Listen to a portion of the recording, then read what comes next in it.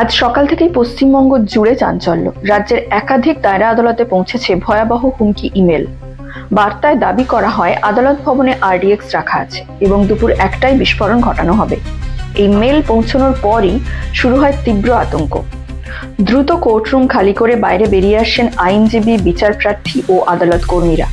প্রাথমিকভাবে যে জায়গাগুলিতে দায়রা আদালতে এই হুমকি পৌঁছায় তাদের মধ্যে রয়েছে কলকাতা, বহরমপুর, আসানসোল, চুঁচুড়া, দুর্গাপুর সহ আরো কয়েকটি জায়গায়।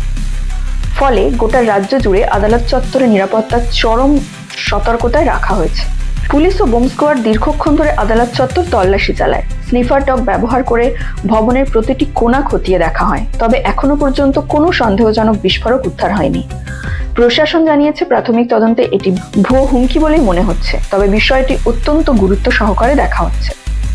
ইতিমধ্যেই সাইবার সেল তদন্তে নেমেছে। হুমকি ইমেল কোন সার্ভার বা আইপি অ্যাড্রেস থেকে পাঠানো হয়েছে তা খতিয়ে দেখা হচ্ছে। ডিজিটাল ট্রেল অনুসরণ করে দোষীদের শনাক্ত করার চেষ্টা চলছে। এই ঘটনার জেরে কিছু সময়ের জন্য আদালতের স্বাভাবিক কাজকর্ম ব্যাহত হয়। একাধিক শুনানি পিছিয়ে যায়, তবে পরিস্থিতি নিয়ন্ত্রণে আসার পর ধীরে ধীরে কাজ শুরু হয়েছে বলে জানা গেছে। পুলিশ প্রশাসনের পক্ষ থেকে সাধারণ মানুষ ও আইনজীবীদের গুজবে কান না দেওয়ার অনুরোধ করা হয়েছে।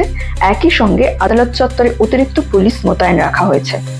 এই হুমকিকে শুধুই আতঙ্ক ছড়ানোর চেষ্টা, নাকি এর পেছনে বড় কোনো উদ্দেশ্য লুকিয়ে আছে?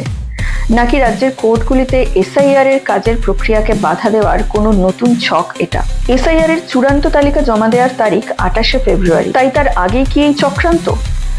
কমেন্ট সেকশনে আপনার মতামত জানান। ধন্যবাদ।